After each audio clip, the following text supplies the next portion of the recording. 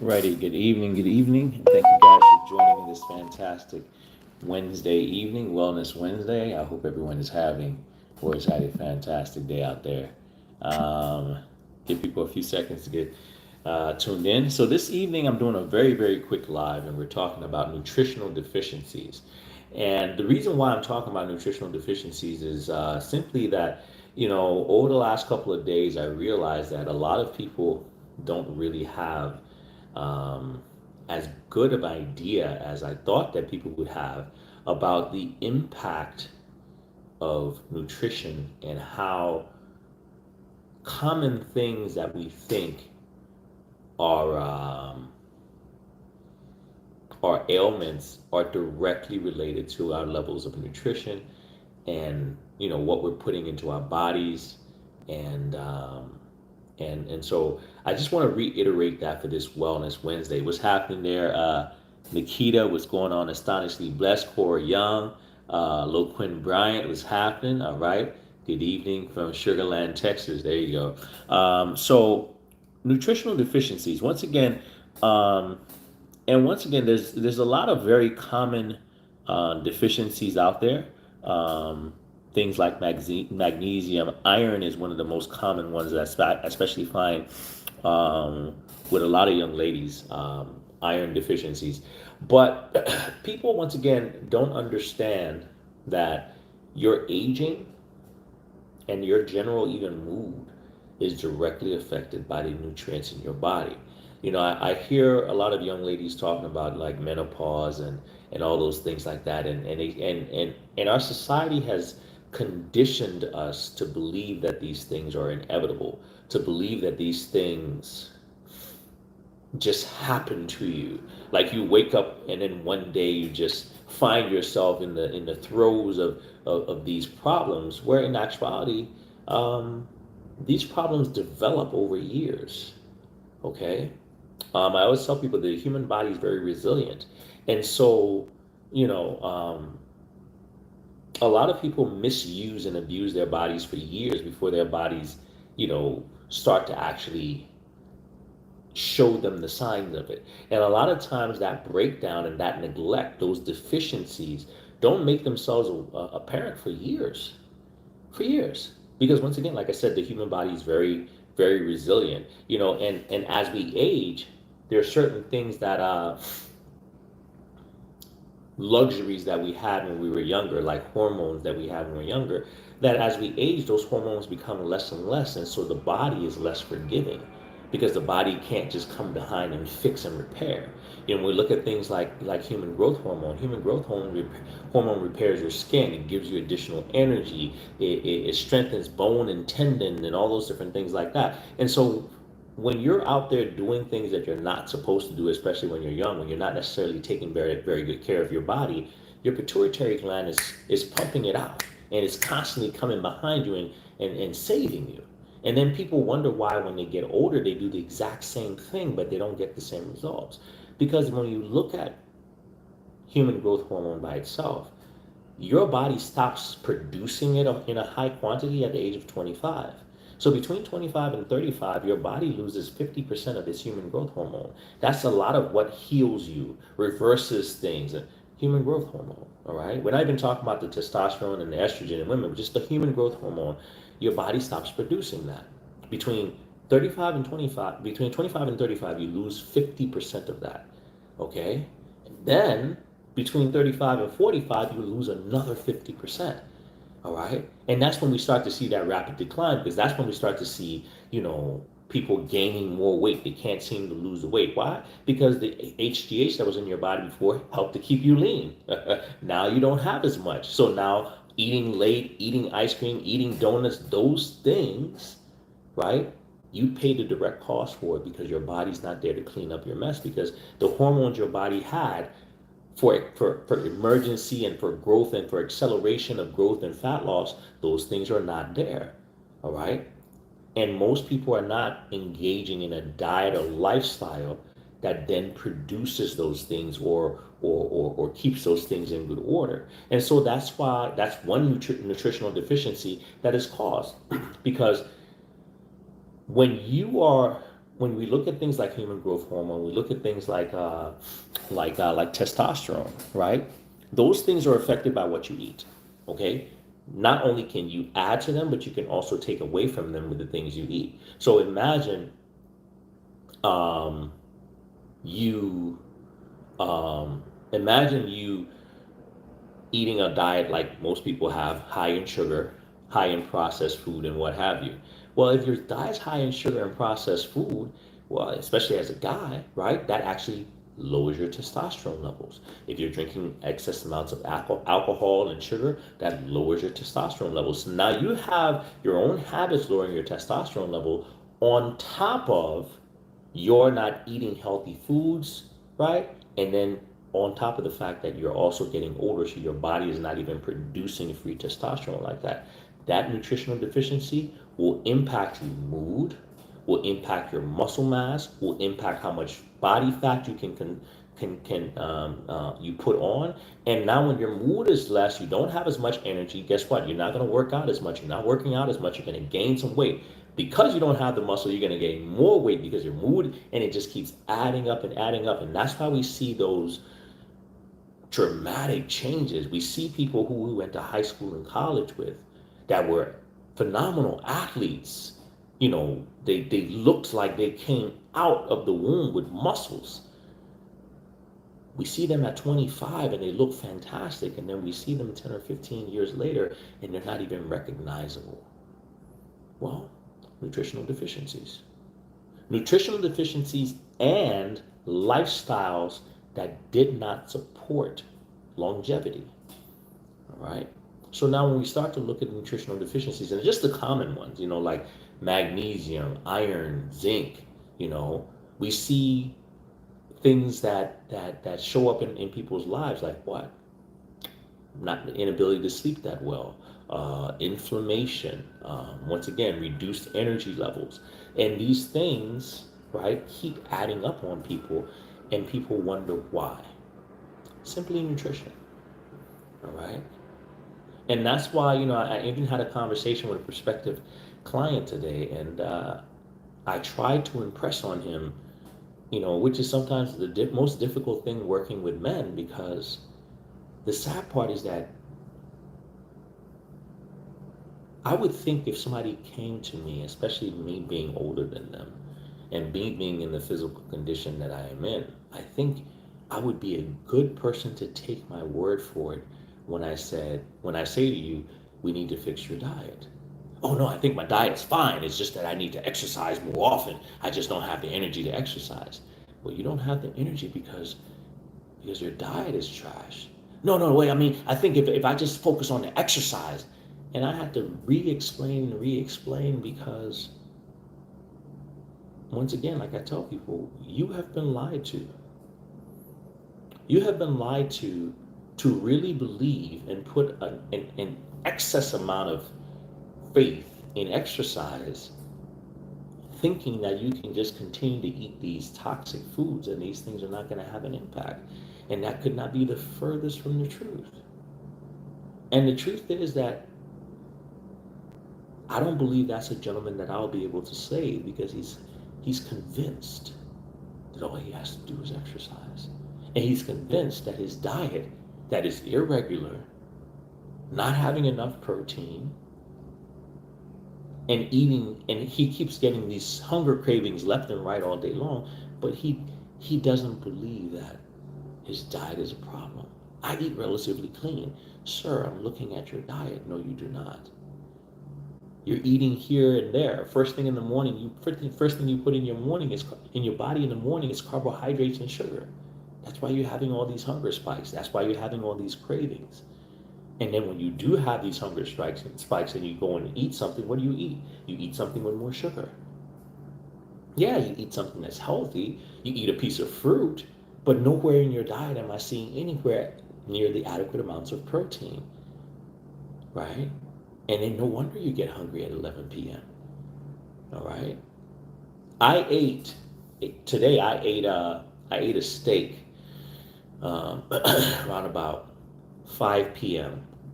It was a pretty large steak with avocado, and I'm nowhere near hungry at all. Why? Because that steak had that meal, the steak and avocado, had every single nutrient my body requires. It had all the necessary minerals, vitamins, antioxidants. It had all the fiber I got from the avocado, and the vitamin. So I'm good. There's no reason for me to eat anything, and I'm not even feeling like eating. I'm perfectly fine. All right. That's the power of diet. What you put in your body literally will dictate how hungry you get later on. Because once again, if I ate something that was carb heavy, right? First of all, it would spike my insulin. The next thing that would happen is that it would then create some kind of hunger craving 3 or 4 hours down the road. Whereas once again, I'm about 4.5 hours after my meal, and there is zero desire to eat anything. And today I only ate twice. Okay. Today I ate. Today the first thing I ate today was around about 11 o'clock. No, wrong. That was around about 12, and I had a smoothie, and I did a mixed berry smoothie, and I put like, I forget now, but I put 2 or 3 eggs in my mixed berry smoothie, and I blended it up. Okay. And I went and did a fantastic leg workout and everything like that, and then came back and ate that. That's all I'm going to eat for the day. Okay. That first meal was at least a good 50 grams of protein, right? Plus my fiber and my antioxidants, and I put my supplements in there like collagen, complete minerals, and what have you. And then later on at night, I ate this solid steak. Okay, so I have the adequate amount of protein for the day. I'm well over 150 grams of protein for the day, maybe more like 180, right? I have adequate amounts of fiber because in my smoothie this morning, I put 2 or 3 tablespoons of chia seeds on top of the fruit that was there. Once again, when you do that, that slows down the digestion of the sugars. All right. Um, I had all the vitamins, the minerals, the antioxidants, and once again, 2 sources of protein. So not only did I have the plant-based protein, but I also had the protein from the egg. All right. And once again, 3 eggs, that's another 18 grams of protein. So on top of the 25, that was over 40 grams of protein right there. Okay. So instance, I just had a bowl of ice cream and Cool Whip. Well, um, just like I was saying to somebody the other day, if that was your only bowl of ice cream and Cool Whip in the last 30 days, it's not going to be a problem. If you've been eating clean like me for the last 30 days, it's not going to be a problem. The problem is most people are not. The problem is that you probably had some trash earlier on today, and that's why you were hungry enough to want to eat ice cream and Cool Whip at night.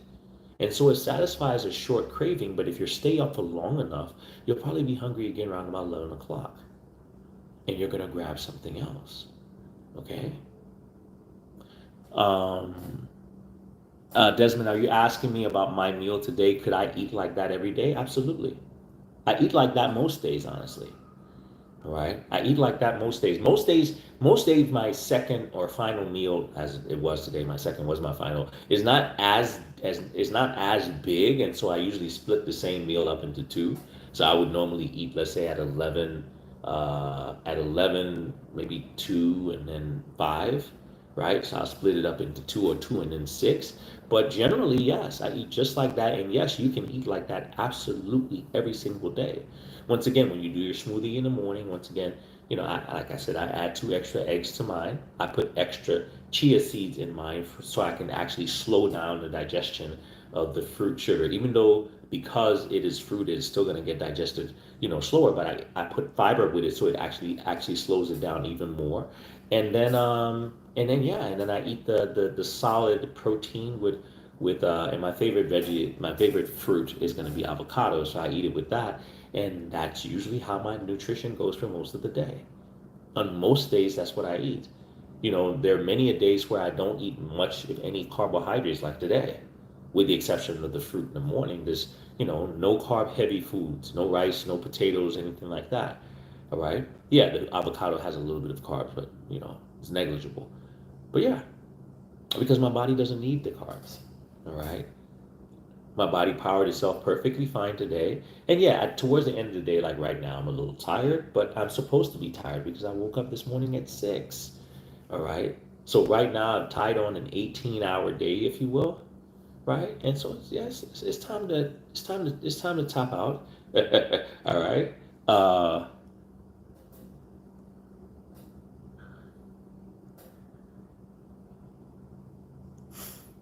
Uh, Ida says your first meal is great. Uh, at noon. The only thing I would say, as opposed to waiting until 8 p.m., eat your meal at 6.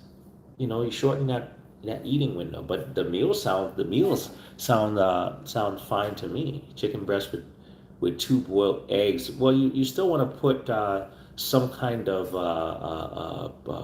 fruit or veggie with that, like some kind of veggie with that, for some fiber. Not that you're gonna die if you don't do it, but that would be a more complete meal, Ida, as opposed to, like I said, the fruit smoothie was great in the morning. That's excellent. But dinner time, chicken breast with two boiled eggs.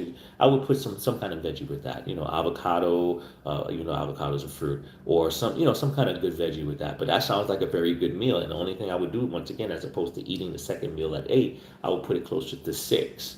To shorten that eating window, so you can expand your fasting window. Unless you just didn't want to get the massage before you ate, after you ate, I should say. So that's perfectly fine. Yeah, but that's actually a good eating schedule right there. You get your good serving of fruit, you get all your everything you need, and then you get adequate amounts of protein. And so um, a chicken breast, depending on the size of it, could be about 30 to 40 grams of protein plus two eggs. So now you have about 50 grams of protein. Hopefully you got enough protein in your smoothie this in the morning. So that. Um, what are my favorite veggies? I don't really like veggies as much. I usually, fruit, so tomatoes, avocados, stuff like that. But veggies, I would say asparagus. I like asparagus. I like Brussels sprouts. Uh, yeah, that's about it. All right. I'm not a. I've never really been a big veggie fan. Sometimes they give me, gas. You know. So I do some veggies occasionally. All right, but not a whole bunch. All right. Uh, yeah. Yeah. I don't do a whole bunch of veg. I mean, once again, to each his own. But what I have found, especially raw veggies, can be problematic. Okay, raw veggies can be problematic, especially for me. I don't have a problem digesting any fruits of any sort. All right, so my diet is predominantly going to be fruit and meat.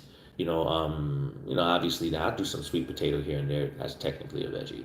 Okay, but just greens and green beans and all those things like that. Not necessarily the biggest fan of that. I'm not against it. I feel like I'm trying to defend myself. I'm not against it, and I'm not saying that you should be either. But someone's asking me for a personal. Me personally, I don't do a whole bunch of that. Anyway, that's all I have for you guys. Like I said, it was going to be a quick live, but once again, just to highlight nutritional deficiencies.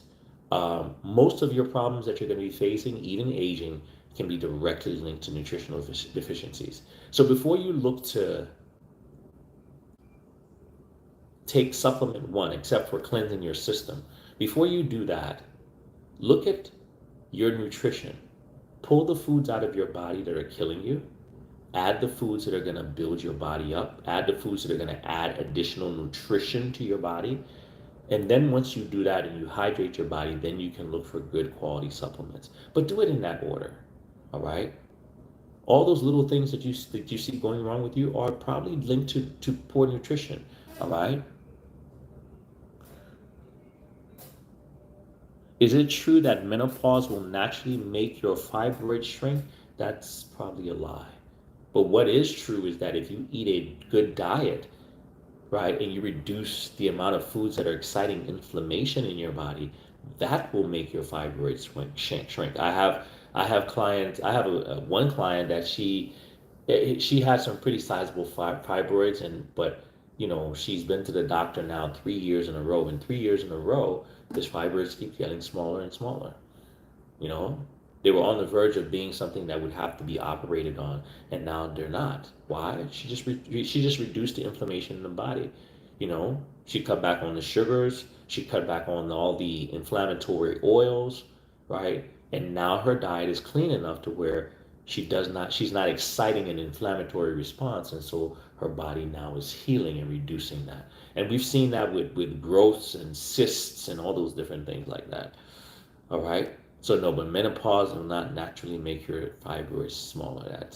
That's I, I don't think there's a correlation there at all. All right. So, all right. That's all I have, guys. Have a good one, and I will talk to you soon. Happy Wellness Wednesday. All right.